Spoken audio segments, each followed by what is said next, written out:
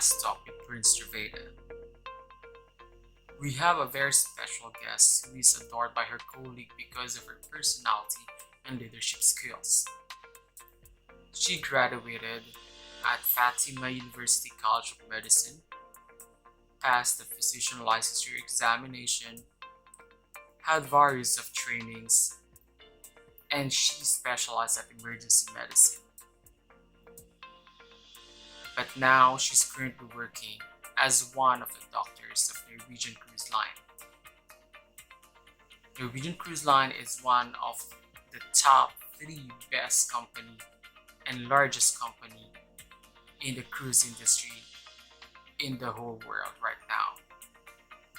Without further ado, let's welcome Dr. Mary Roxanne Garcia, also known as Dr. Roxy.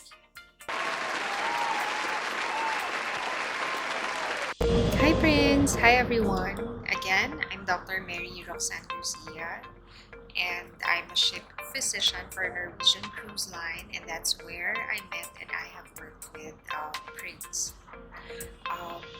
Before working for NCL, I've been a licensed physician since February of 2009, and I worked as an emergency physician at a hospital in Bulacan, and I also worked as a medical officer 3 for the city government of Valenzuela. So that gave me enough years of experience to start working for Norwegian Cruise Line. Now let's proceed with the Fast Talk.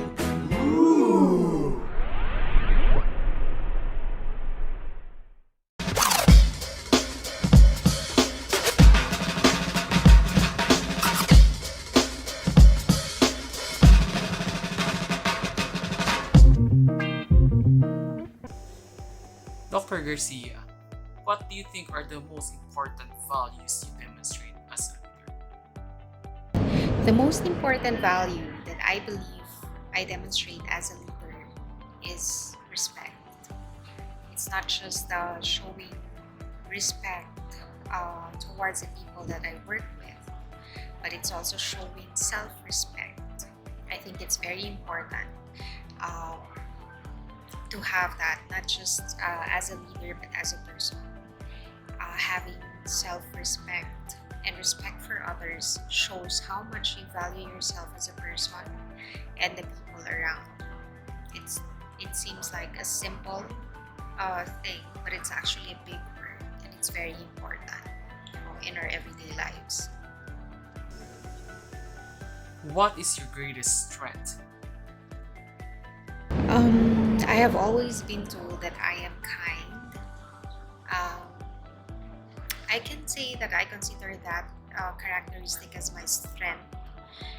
Being kind for me means being considerate of others, being understanding, being open, and most especially for me as a doctor, being kind means being empathic, being able to empathize with your patients, with how they're feeling, and with also the people that you work with. That's how I believe a good leader should be, and that's how I strive to be. What would be your greatest weakness? Okay, as much as it is my strength, I would like to say that kindness is also my greatest weakness.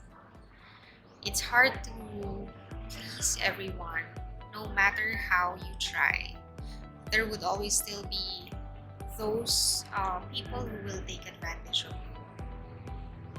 Being kind is being good, and it's in my nature. It's in everyone's nature. I try to live it every day, but it doesn't mean that I allow people to take advantage of that kindness. But I believe it is my weakness as much as it is my strength. Have any of your personal experiences helped you to become a good leader? In all aspects, I believe that we are who we are today because of our past experiences. Good or bad, it makes us who we are now.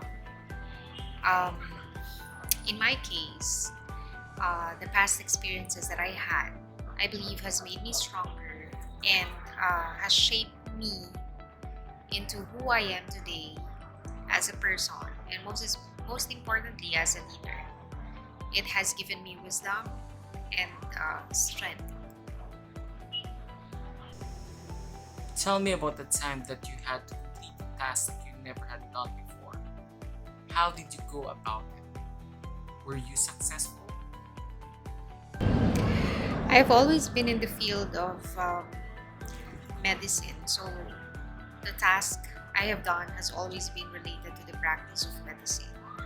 What I can consider a task that was new to me was the basic training for seafarers when I was hired as a ship physician. So that's something new. It was something that was both new and exciting for me. So that's how I got through it. By looking at it positively, by considering it as something new and exciting and a new experience for me. I was successful in the sense that I finished it, but most importantly, that I enjoyed it. I met new people, new friends because of it, and I had fun. Other than the ones described in your job description, what tasks do you fulfill at work? As a sheep doctor, we have both clinical and administrative duties. I can say that taking care of the people I work with is one task that I try to fulfill every day at work. As much as possible, I try to be um, my colleague's friend or my subordinate's friend and confidant, and try to help as much as I can, even for non-work related things. When was the last time the staff member approached you with a unique idea? What did you do? It was last year on board during the start of the COVID-19 pandemic, when one nurse suggested a new approach to our management, and we needed to discuss it with the staff captain. So we first discussed it among ourselves, its advantages and disadvantages, and also the necessary precautions that we needed to make it work. Once everyone agreed, we presented it as a group to the staff captain, and that's how we went about it. What is the most important attribute of a negotiator? Okay, negotiator. Um, I believe the most important attribute of a negotiator is knowledge. It is important to know everything about the subject at hand to be able to work your way around it or to negotiate about it. Are you a risk taker? Can you cite for me a brief example? Okay.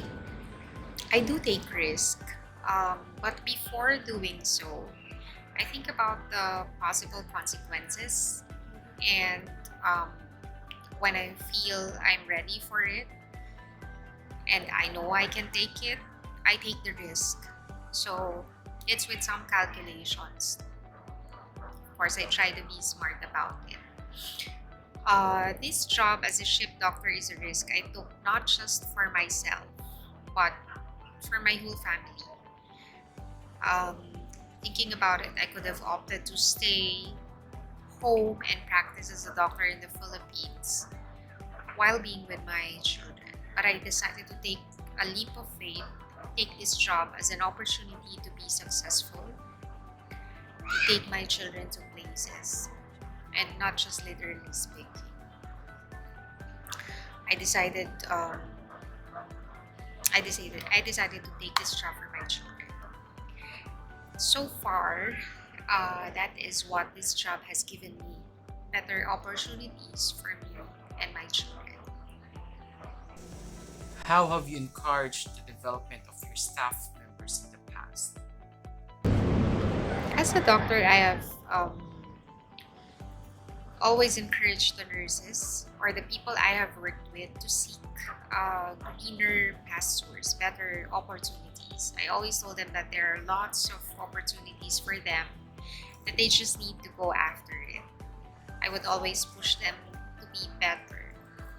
Whatever ideas they have, I try to support them, encourage them, motivate them, and I've always been honest with my inputs because I know it will affect their lives and their decisions. What sort of leader would your team say that you are? Okay. Um, Authentic, open, and kind-hearted. I believe that's what I've been told so far. What do you like about managing people? I like relating to people. I love listening to their stories and getting to know the person that they are through it. What I love most about managing people is that it's dynamic, it's goal directed, and progressive. What are your goals as leader and reason for wanting to achieve it? I never really had a specific goal as a leader. What we wish to accomplish as a team and what we discuss before we work as one is how we can work together to accomplish our daily tasks. That's how it's always been for me at the emergency department, in Valenzuela City, and on board the ship. It's very important for me to work as a team and for the team to understand that we're working as one so we can work well together and accomplish our goals, our tasks. What steps do you need to take to move closer to your goal? We discuss the task, we plan our action or how we should go by our daily task. We figure out our skill set, each and every one's skill set, determine the ones that we lack and need further learning. We do it and then we go through it. We then discuss if there's something that we need to change. So we basically review and replan. So tell me, how do you come up with ideas? Ideas do not come from a single person. We discuss ideas as a team and we share each one's inputs. When was the last time you faced an unexpected setback and what happened? It was last year, again, on board, when I wanted to do a certain management for our patients. A colleague discouraged me and wanted me to find a protocol to follow instead. What I did, because I believed that my plan was good and would be good for the patients, I discussed it with the whole team and presented my case shoreside to our chief medical officer. I showed reviews and my own progress notes and some positive outcomes. My management was approved and was eventually commended, presented, and recommended fleet-wide. So the management that I did last year is still the same management that they're doing now. Although I'm not really getting all the credit for it, it's the whole team. What do you think stops or reduces your motivation? I am a sensitive person, but I do not easily get demotivated. As long as I believe that I'm on the right track and have facts backing me up, I try everything I can to push through with my ideas and plans. What would be the consequences of not being motivated to achieve your goal? The consequence would be a setback on your plan.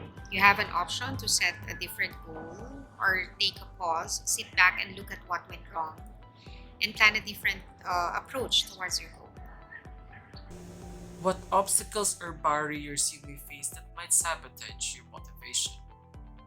How would you overcome those obstacles? That I do not easily get demotivated, but if I do, it will probably be because of my family. They will always be the reason. If the steps toward my goal affect my children, I will have to stop, rethink about the goal. I may have to set new goals or change my steps towards the same goal, discussing it with my family. What habits can you and your member create to increase your motivation?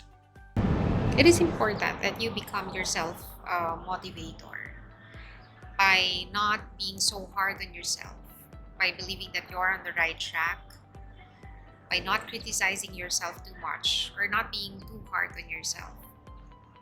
Visualize, try visualizing yourself reaching your goal. It's a good thing.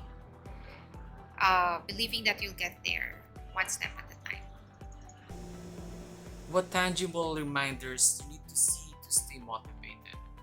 For me, as always, my children are my tangible reminders to stay motivated. Seeing how they are doing every day makes me believe that I'm doing the right thing, that I'm on the right track, and it motivates me more to keep pushing, to keep going. Who are those people that you think can give you great support? Support from my family and my friends. But I believe in relying on yourself and believing that there are no limits to what you can do. How are you rewarding yourself? Given this line of job, I reward myself by resting and doing things that I love that are not work related. I love staying at home and doing leisurely things with my children at home. I believe in taking care of yourself, your body, and your well-being. After taking care of the people at work, the patients, and my family, I reward myself by basically taking care of myself. How do you motivate your team? I motivate my team by supporting them fully, supporting their ideas, and by being there for them as much as I can. Tell me about the time that something went wrong at work that you took control. Last year, on board, I was transferred from one ship to another due to a sudden surge of cases to the ship I'm transferring to. When I arrived, I saw how the situation was, and I sat down with my colleagues, asked how they were managing the cases. I understood at the time how exhausted they were, and that I was a fresh mind for the team.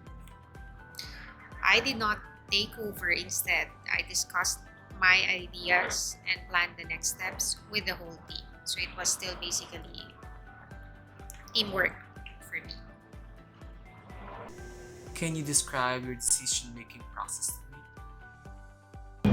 When making a big decision, you have to gather all the data or inputs that you can, both the positive and negative. You have to weigh the consequences of all your moves and see what would be best.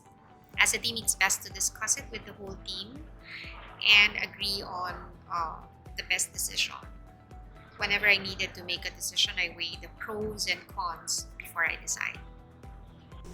What is the most difficult decision that you had to make?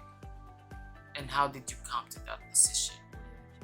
I've had so many difficult decisions as both as a parent and as a doctor.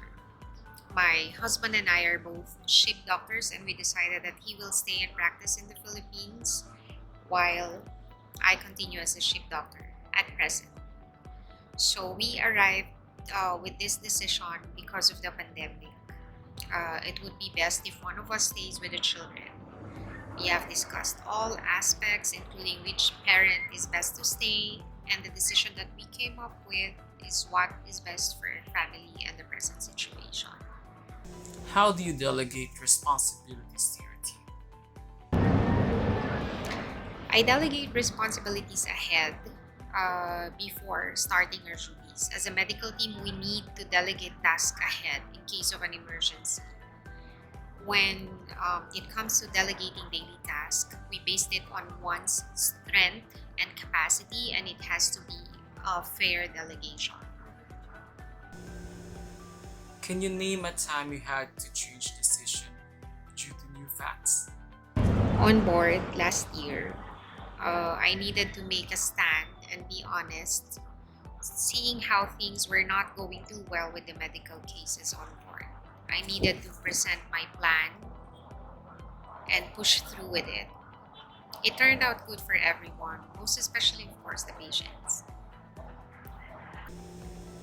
How do you think can leader fail? Can you give me an example of that? A leader fails once he stops being a leader and stops being a boss. Once he stops thinking of what's good for the team and start to think of only his own. A good leader is a team player. That's what I've been saying the whole time. And thinks about the good of his team before his own. After these messages, we'll be right back. Pull back the shades on a blue sky, sunny day. Watch all the worries of the world just sail away. An ocean, keep your heart wide open. I'm too busy feeling this free. Hey, hey, hey, hey, come on and celebrate. Hey, hey, hey, it feels so good, go ahead. Hey, hey, hey, hey, don't let a moment slip away. Perfect time, so let's go. Let's go ahead, open your eyes and free your soul. You picked the perfect time, so let's go. Let's go. Taking a breeze with the magic kind of view. All that you need is right in front of you. So much to see, so much to do. I'm too busy feeling this free. Hey, hey, hey, hey, don't let a moment slip away. Hey, hey, hey, it feels so good, go ahead and open your eyes and free your soul. You picked the perfect time, so let's go, let's go. Let's go.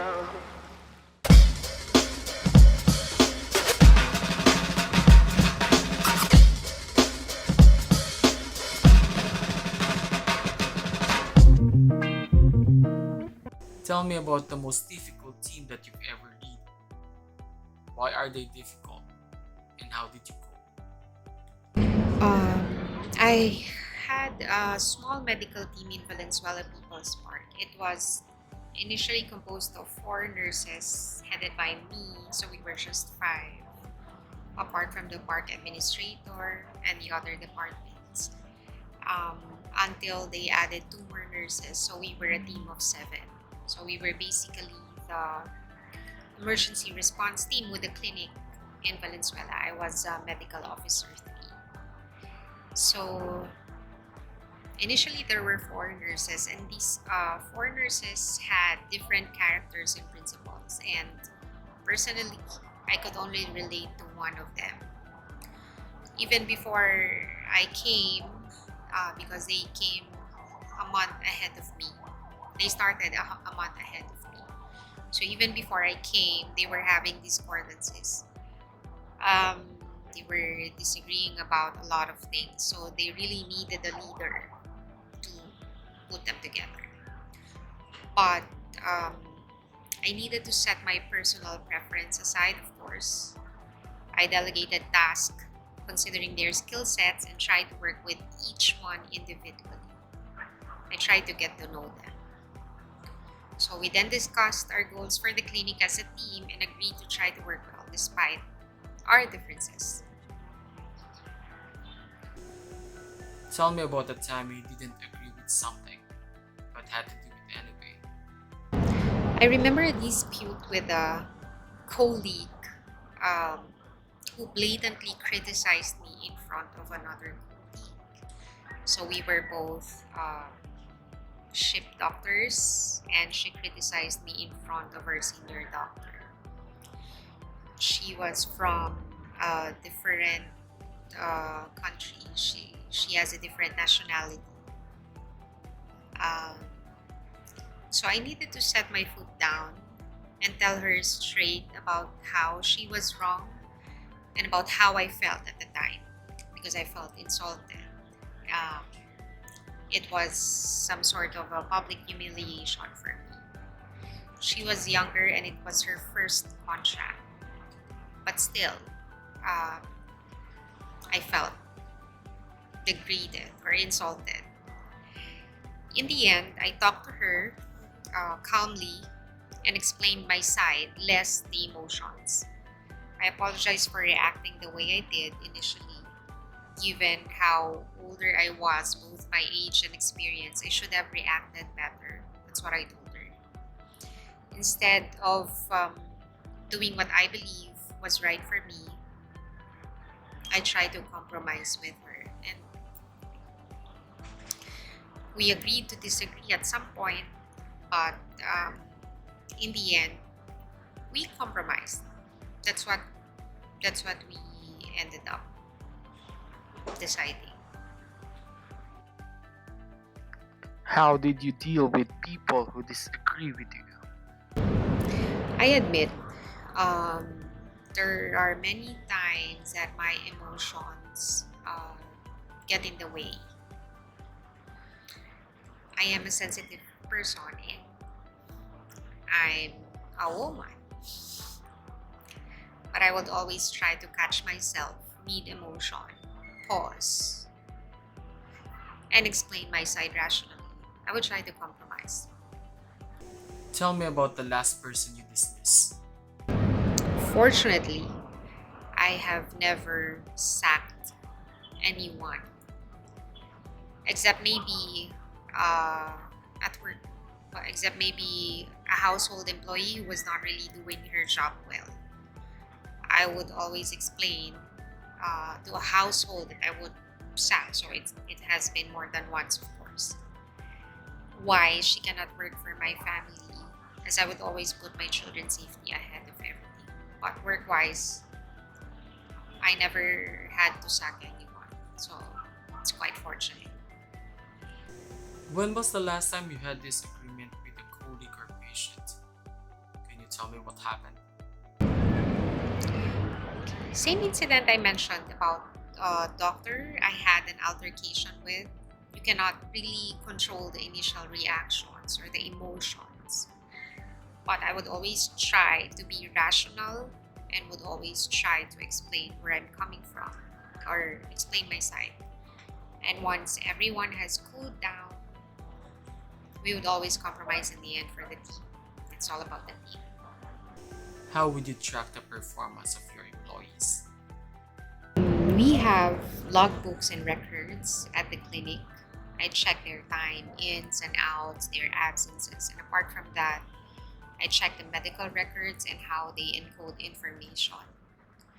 On board as doctors, we see how efficient a nurse is or a medical secretary is, not just on the medical records and in carrying out orders, but also on administrative duties. They have administrative duties as well. Of equal importance, or if not most important, is how they deal with patients. How entrepreneurial is your organization? From a scale of 1 to 5, 1 not at all entrepreneurial, to 5 extremely entrepreneurial.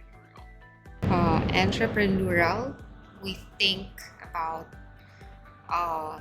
business and profit. When in fact, it may also mean ingenious or resourceful. To be entrepreneurial means to make the most of opportunities,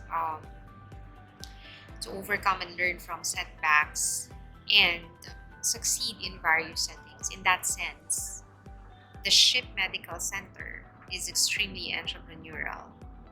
So my grade for that would be 5. To be the only hospital on board while at sea, we make the most of what we have on board. We work together to save lives. When you're in the middle of the sea with an emergency, we rely on no one but ourselves. Make the best decision we can and try our best to succeed in saving lives.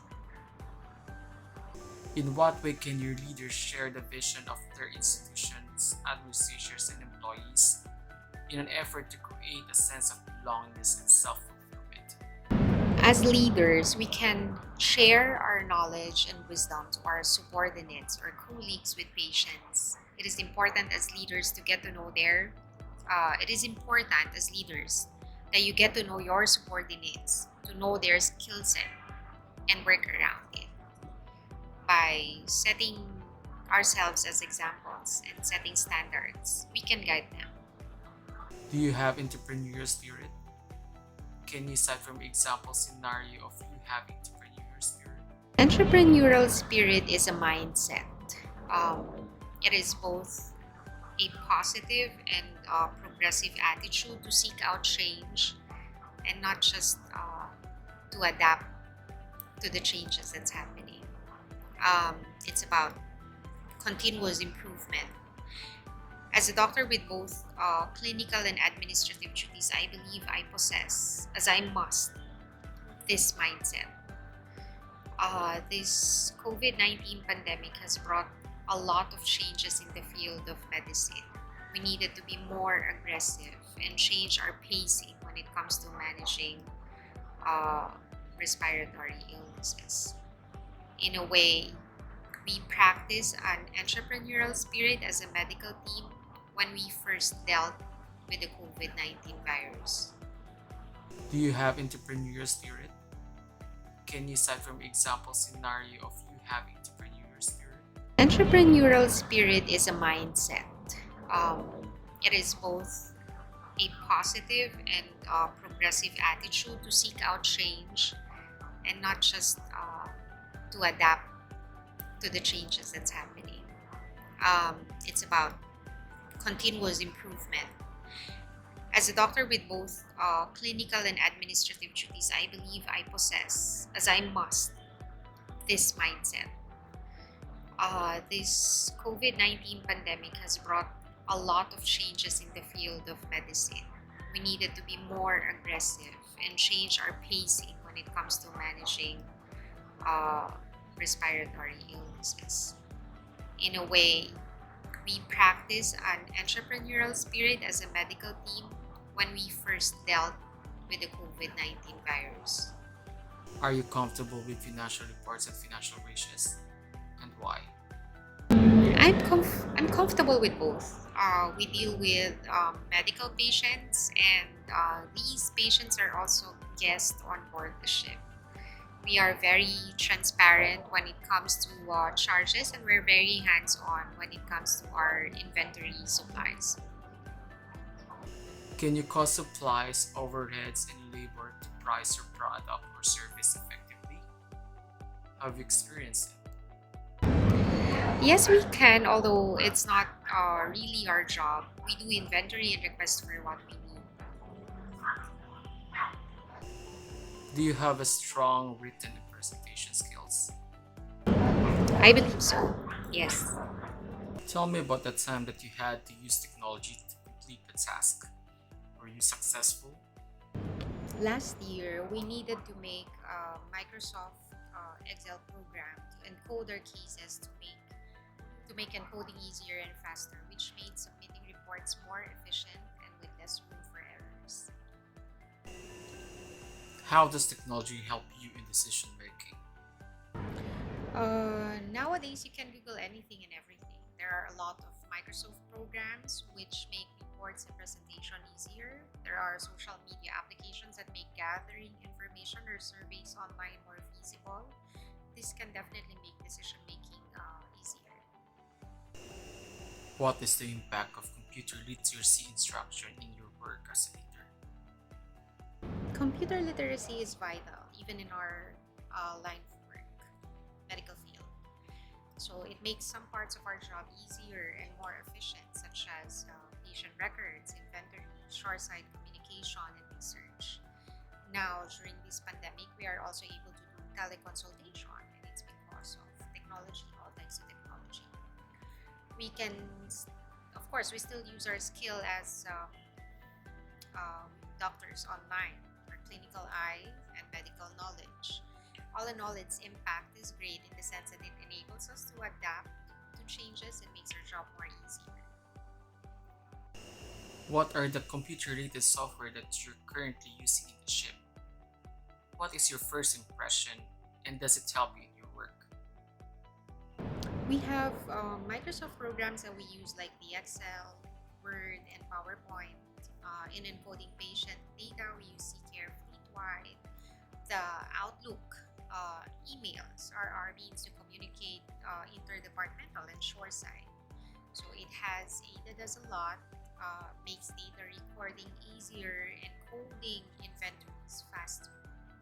Same line, because we have easy access to vital information and records, it gives us more time for other things, makes us more efficient, and helps us decide faster as to plan of management when, for example, we see a patient's previous record. What are the disadvantages you've noted with the use of technology at work and at decision making? So far, it has only been advantageous to us as it makes access to data more efficient.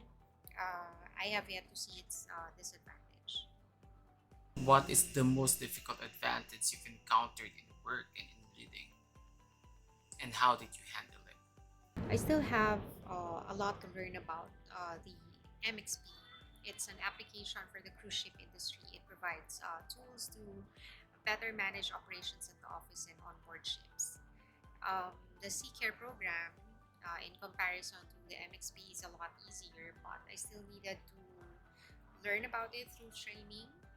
I tried to go through the MXP by myself, but I also asked for help from my colleagues. What are your steps in formulating policies? And what are the things that you consider to make sure that everyone will follow?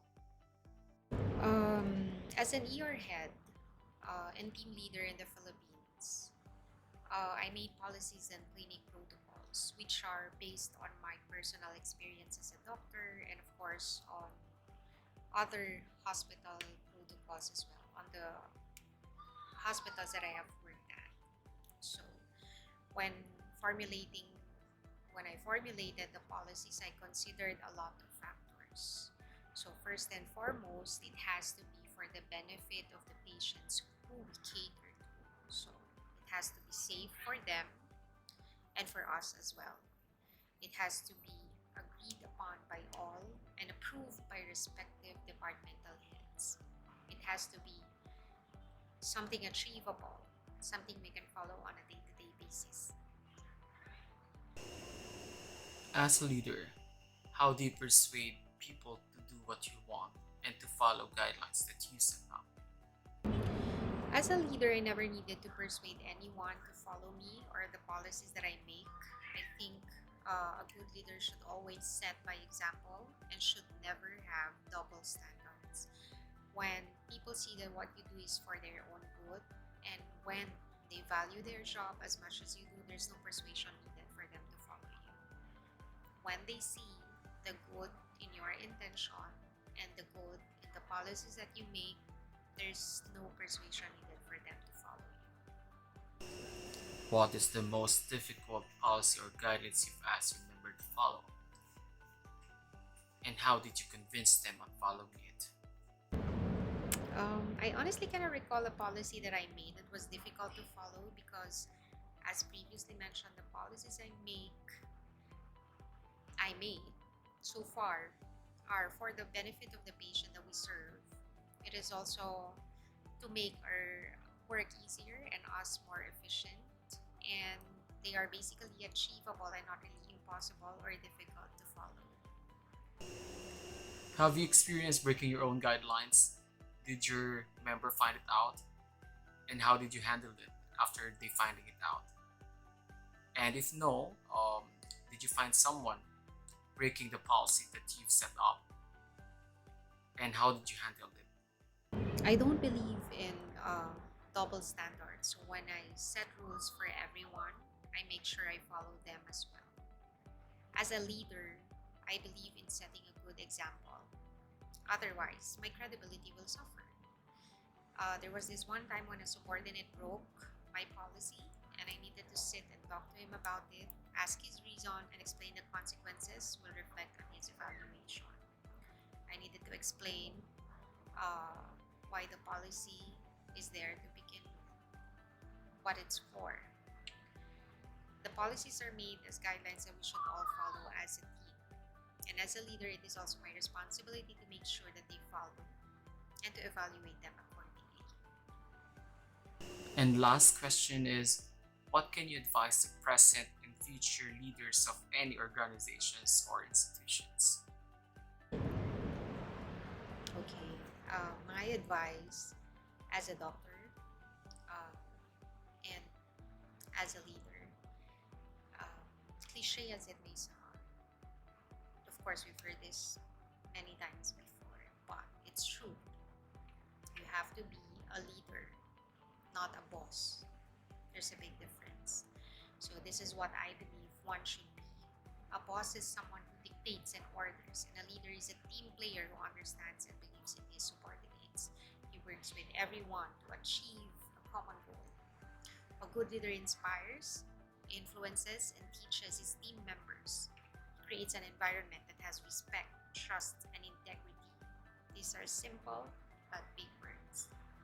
So, with everything that is happening now, especially with the COVID pandemic, it is important to work together and help each other for the team.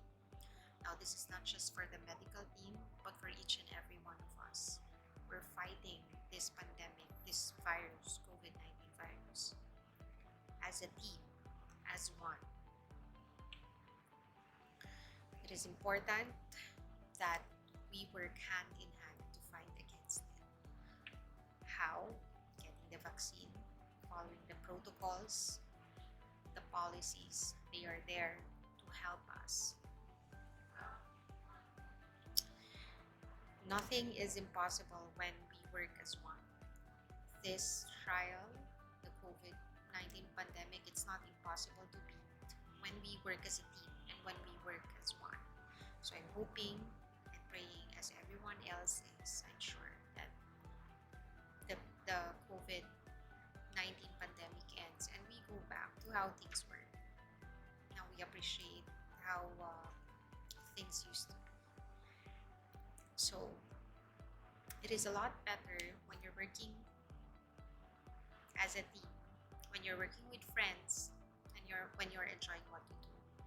So I've said it a lot of times.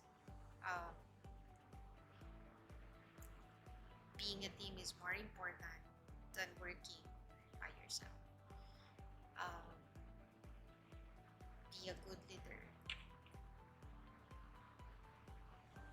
and lead your team well. That's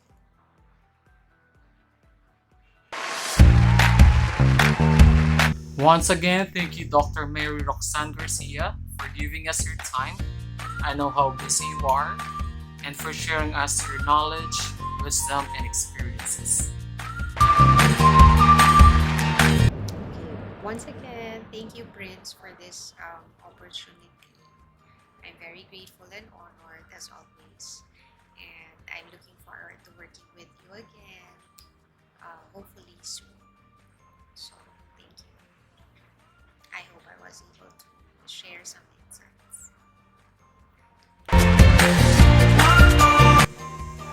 Thank you, everyone, for tuning in. We hope you have an awesome day. Please make good choices, be good to one another. Until next time, to another segment of the Fast Talk with Prince Jivedah.